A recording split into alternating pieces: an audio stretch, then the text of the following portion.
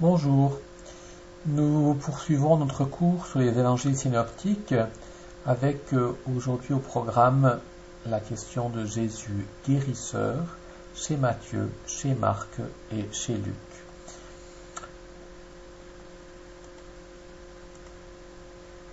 Il y a un fait qui est incontournable ou incontestable également. Jésus avait des talents de guérisseur. En effet, les récits de guérison, ces miracles, occupent une place considérable dans les évangiles. Les 4 évangiles nous relatent une quinzaine de guérisons, sans compter les sommaires qui s'y réfèrent de manière globale et assez souvent. 15 récits différents plus les sommaires, ce qui laisse penser, supposer que Jésus a fait de nombreuses guérisons, de nombreux miracles. Il convient de relever que le pouvoir de guérison ne relève pas forcément d'une force surnaturelle. On parle parfois d'un flux, d'un fluide, parfois même de l'autosuggestion, et les personnes qui ont ces fluides, des magnétiseurs, des guérisseurs, eh bien, ce pouvoir n'est pas forcément surnaturel. Les évangiles synoptiques sont les seuls qui nous présentent des sommaires. Et c'est principalement dans ces passages, les sommaires, qu'ils utilisent un vocabulaire qui suggère un pouvoir miraculeux. Ils parlent de puissance, actes de puissance, de signes, de prodiges. Autant de termes dont aucun n'est finalement l'équivalent en français du mot miracle. Miracle qui vient du latin miraculum. Le miracle, le miraculum,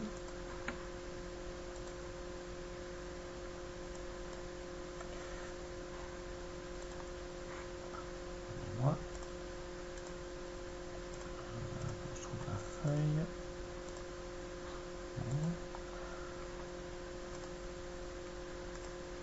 La fermer. Miracle, miraculum, donc en latin.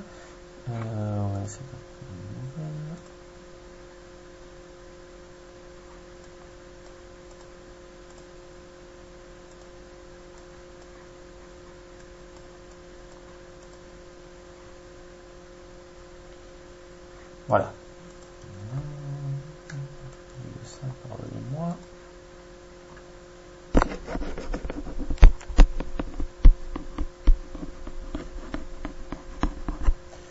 Le miraculum, le miracle en latin,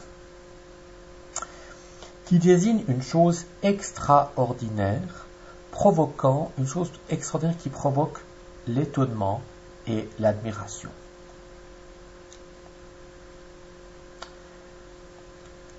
Les récits de miracles, si on les regarde de près, ils comportent 5 éléments. 5 éléments dont nous avons déjà parlé. Tout d'abord, eh bien, il y a le décor, la situation. On nous décrit la situation dans laquelle on se trouve, dans laquelle Jésus va opérer ce miracle.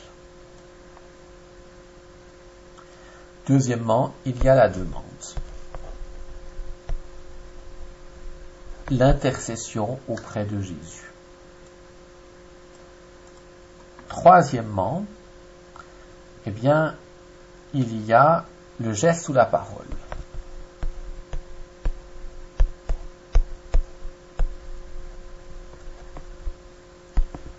Quatrièmement, il y a l'effet qui en principe est immédiat. Et cinquièmement, il y a la réaction de l'assemblée qui en général eh bien, est une réaction d'admiration, de louange envers Jésus. Voilà. Rappelez-vous, ceux qui ont suivi les proséminaires, du Nouveau Testament l'exemple du passage de la belle-mère de Simon-Pierre. Bien. Alors on va s'arrêter à présent sur un de ces récits maintenant. Malheureusement, je crois que j'ai perdu la feuille.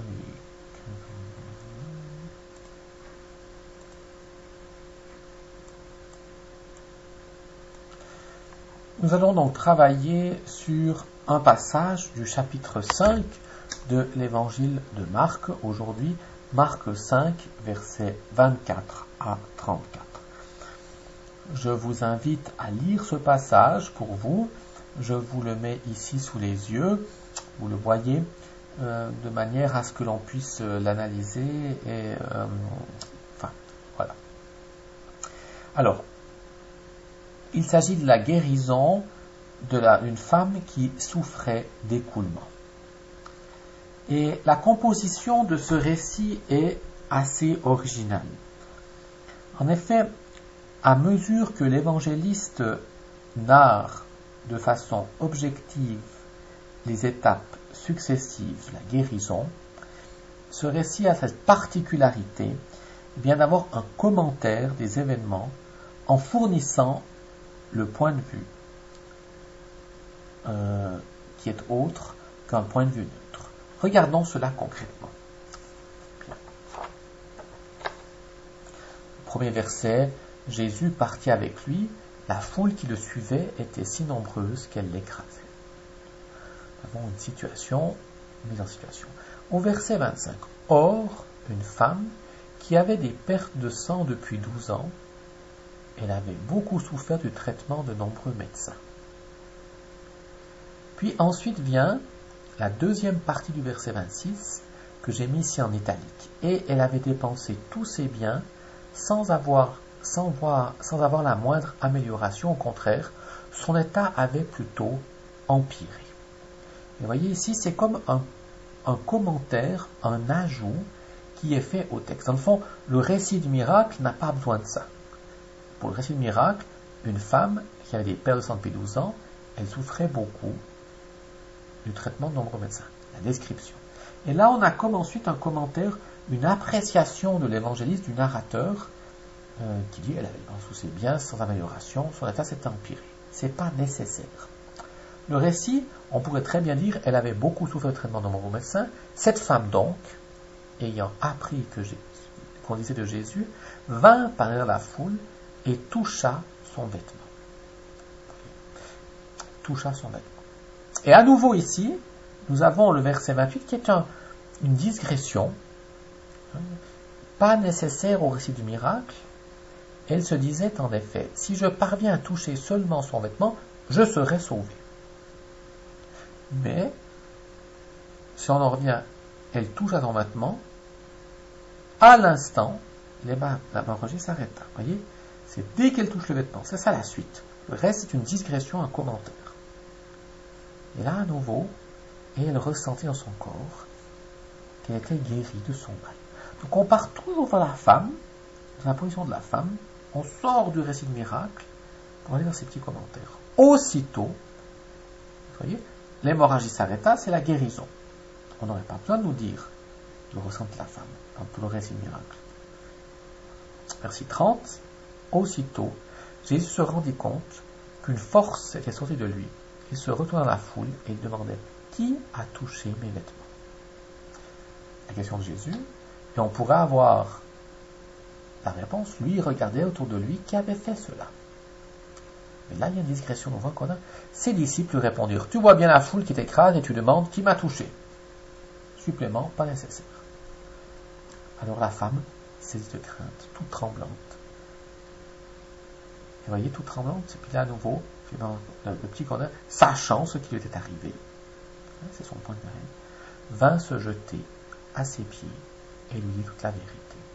Jésus lui dit, ma fille, ta foi t'a sauvée, va en paix et sois guérie de ton mal. Vous voyez, nous avons ici la situation, versets 24, 25, 26. Nous avons ici la demande de la femme qui est par le toucher du vêtement. Nous avons la guérison, l'hémorragie s'arrêta par le jeûne. Et nous avons ensuite l'admiration, la crainte de cette femme, la réaction. C'est 5 éléments dont je vous parlais. Bon, premier élément, c'est que c'est comme ce récit est plus développé. Il a ce commentaire qui est toujours pas nécessaire au récit miracle pur, mais qui nous donne des informations plus complètes. Voilà. Il y a encore autre chose à relever. Donc, à part le fait que c'est un récit, on pourrait avoir un récit plus cohérent, plus sec, mais il y a autre chose à relever dans ce récit qui vous est peut-être tout de suite, que vous avez peut-être également remarqué. Eh bien, c'est que la guérison, elle est comme subtilisée à Jésus. Comme subtilisée. La femme touche son vêtement et immédiatement l'hémorragie s'arrête. Et Jésus, il n'a pas voulu, il n'a pas, ça nous disait à quel point il n'a pas fait de geste, il n'a pas dit de parole à ce moment-là. Il a été guéri. C'est comme si cette guérison lui échappait. Et vous voyez, quand on parle de flux, un flux, c'est comme si ce flux était sorti de lui, et la guérison a tout de suite été faite. Mais il sent que ce flux sort de lui, il sent. La femme l'a touché. Et donc il questionne. Guérison sans que Jésus le sache. On reviendra un peu plus tard là-dessus. Maintenant, selon le livre du Lévitique, une femme qui avait des écoulements de sang pathologiques vivait dans une situation d'impureté rituelle permanente. Ça, c'est important parce que elle avait beaucoup souffert, elle a des pertes de sang depuis 12 ans. 12 ans. Et donc, elle vivait, c'est sûr que c'était inconvenant, quelque chose de désagréable, hein, mais surtout, ça la mettait en état d'impureté rituelle permanente. Lévitique, chapitre 15, verset 25. Et vu cela, vous voyez, elle n'ose pas s'adresser directement à Jésus. Toute la scène, on la décrit comme craintive et tremblante, en retrait. Elle n'ose pas aller, elle va toucher. Après, finalement, elle a peur, elle se retire, voilà. Parce que c'est une femme qui vit dans cette situation vraiment de... Voilà. Et c'est parce que Jésus prend conscience de cette force qui est sortie de lui, eh bien, qu'il réagit. Et on pourrait presque penser qu'il est un peu étonné ou qu'il est un peu... Il demande, hein, qui c'est qui m'a touché, hein, et voilà. On est bien ici un peu dans la logique de ce guérisseur qui possède un flux qu'il contrôle finalement ici, semblerait-il, pas très bien, tant et bien que le malade est guéri, sans même que Jésus l'ait pratiquement voulu. La deuxième chose qu'il faut relever, eh bien, c'est que c'est la parole qui vient clore ce passage. Ma fille, va, ta foi t'a sauvée, va en paix.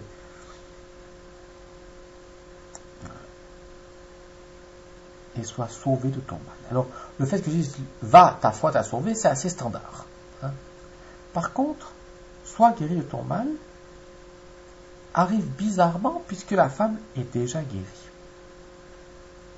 Elle est guérie depuis le verset 29. Et c'est comme ici, si finalement, vous voyez, le narrateur nous dit que Jésus lui dit tu es guéri. Maintenant, tu es guéri. C'est comme si Jésus venait valider cette guérison après coup, qu'il donne son consentement. Cette guérison lui a échappé, on l'a vu, et maintenant, eh bien, il vient la valider ou il vient y consentir pleinement. Donc là, on voit bien, voyez, que la guérison, le fait de pouvoir de guérison, ce passage l'illustre assez bien, et quelque chose de pas forcément surnaturel, une chose que Jésus avait une capacité de guérir. Maintenant, on doit se poser la question, Jésus, guérisseur, pourquoi? Ces remarques posent la question de la signification et du but des guérisons opérées par Jésus dans les évangiles synoptiques. Alors, on peut parler d'un don, bien sûr. Jésus avait des pouvoirs de guérisseur. C'était un fait objectif. Il n'était pas le seul à posséder ce genre de fluidité. Il y en a d'autres, il y en a d'autres à son époque. Nous avons d'autres récits de guérison dans la littérature de l'époque. Et le fait que Jésus guérisse n'a pas forcément toujours servi sa mission comme il l'aurait souhaité.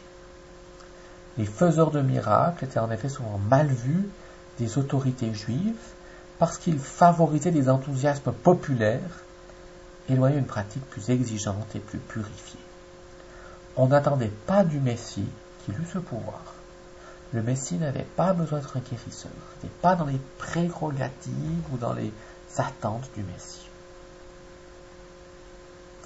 Au pouvoir de guérison, il faut également associer le pouvoir d'exorcisme qui lui est lié, car maladie et possession étaient souvent confondues. Et on peut remarquer que Jésus lui-même a semblé être parfois quelque peu réservé par rapport à ce pouvoir de guérison qu'il avait. Il avait ces foules d'enthousiasme incontrôlés, il s'en méfiait à quelque part. Ainsi, dans l'évangile de Marc, la dernière fois on l'a rappelé, il demande souvent, et dans notre évangile, de garder le silence. De garder le silence, de ne pas trop répondre. Donc cette idée un peu que les foules s'enthousiasment et comprennent mal son message, eh bien, Jésus semblait aussi aller dans ce sens. Donc la guérison, vous voyez, ce flux-là, n'était pas forcément pour servir a priori sa mission. Pas forcément. Mais elles sont un fait. Jésus a fait de nombreuses guérisons.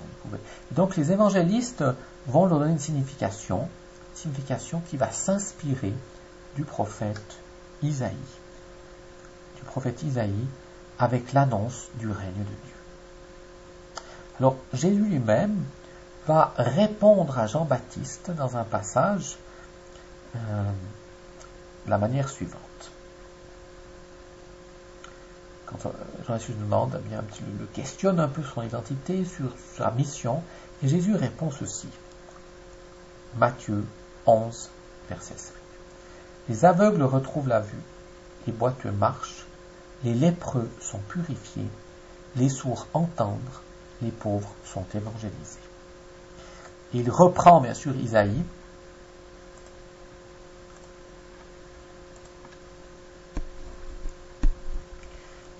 Isaïe 29, 18 à 19, mais aussi 61. Ainsi donc, par cette citation, par Isaïe, les malades ne sont pas destinés à rester malades, les pauvres ne doivent pas rester pauvres. Les guérisons sont le signe d'un avenir sans souffrance, annoncé aux humains par les paroles et les actes de Jésus. Elles font partie de la bonne nouvelle. Donc ces guérisons nous annoncent un monde où il n'y a plus de souffrance, où il n'y a plus de pauvreté, où il n'y a plus de malheur. Un monde nouveau. Et quand Jésus les accomplit ici, eh bien ça nous parle déjà de cette vie, cette eschatologie, de ce monde à venir, de cette Jérusalem nouvelle et à venir. Pourquoi les miracles? Ce sont des signes dans ce sens-là. Voyez? Mais ce ne sont pas des signes qui nous disent que Jésus vient de Dieu. Ce ne sont pas des signes qui nous disent que Jésus est le Messie. Ce ne sont pas des signes qui nous disent qu'il est quelqu'un d'extraordinaire ou qu'il est... Non. Ils annoncent un monde meilleur, différent, sans maladie. Voilà comment les évangiles les interprètent. Maintenant, ce que les miracles nous disent de Dieu. Qu'est-ce que les miracles nous disent de Dieu? Les différents miracles opérés par Jésus dévoilent le projet mis en œuvre par l'annonce de la proximité du règne de Dieu. Que veut dire le Dieu qui s'approche dans la personne de Jésus? Quel est le visage de Dieu annoncé dans l'Évangile à travers le langage utilisé par les récits de miracles? Les récits de guérison sont une protestation contre tout ce qui défigure, tout ce qui diminue, tout ce qui anéantit l'existence humaine. La guérison signale le passage d'une existence compromise et amoindrie à une plénitude de vie telle que Dieu la veut. Le passage d'une vie compromise à une vie en plénitude, telle que Dieu la veut. Le signe de cette plénitude est la restauration de la relation avec Dieu. Quand Jésus dit « tes péchés sont pardonnés », quelqu'un est guéri, il dit bien la relation avec Dieu est restaurée. Et puis, les malades sont réintégrés dans la communauté humaine. Les lépreux, les malades, cette femme étaient exclus de la communauté. Ils sont réintégrés dans la communauté humaine, ils sont pardonnés de leurs péchés, ils sont restaurés dans leur relation avec leur Dieu. Voilà. Donc, vous voyez, c'est une vie, déjà maintenant, sur cette terre, c'est une vie déjà meilleure. Quand on est guéri, eh bien, on a la santé, on peut réintégrer la communauté, mais on n'est plus quelqu'un d'impur, à fuir. Ces gens ne sont plus des gens qui sont considérés comme pécheurs, la maladie était plus comme un péché, mais ils ont déjà eu, donc c'est les signes d'une plénitude de vie, mais bien sûr encore à venir dans le royaume, bien sûr encore. Il en est de même en ce qui concerne les exorcismes. Un possédé est un être humain qui a perdu le contrôle de sa vie. C'est ce démon qui contrôle sa vie. Sa vie est devenue captive par une puissance aliénante. En délivrant le possédé de son démon, Jésus montre symboliquement que son projet est de faire passer l'être humain de la servitude à la liberté. Servitude à la liberté. Enfin, les miracles de la nature, genre tempête apaisée, multiplication des pains, et ainsi de suite. Ces miracles-là expriment la certitude que Dieu règne sur le cosmos et que le dernier mot prononcé sur le monde n'appartient pas au mal, mais qu'il appartient bien à Dieu. Dieu est maître du temps, il est maître du cosmos, et c'est à lui qu'appartient le dernier mot. La nature n'est pas livrée au pouvoir de Satan ou du mal, mais Dieu est là et règne sur ce monde. Un Jésus qui marche sur les eaux déchaînées est la figure même de l'autorité de Dieu sur une création qui ne bascule pas dans le chaos. Les miracles qui évoquent le pain et le vin abondants signalent que le but de la création est d'être l'espace d'une vie marquée du sceau de la joie, de l'abondance et de la plénitude. Les miracles sont une manière de dire comme le règne de Dieu s'est approché des hommes dans la personne de Jésus de Nazareth. Il nous parle de ce Dieu qui veut un monde en plénitude, un monde réconcilié, un monde bon, un monde beau, le royaume à venir. Voilà. Donc ça, on termine sur ce sujet-là des miracles aujourd'hui. Ils nous disent le projet de Dieu, qui est un bon projet, mais qui ne nous disent pas forcément que Jésus est Dieu, qu'il est le Messie. Ils lui donnent une autorité, ils nous écrivent le monde qu'il annonce, ils viennent étayer sa prédication,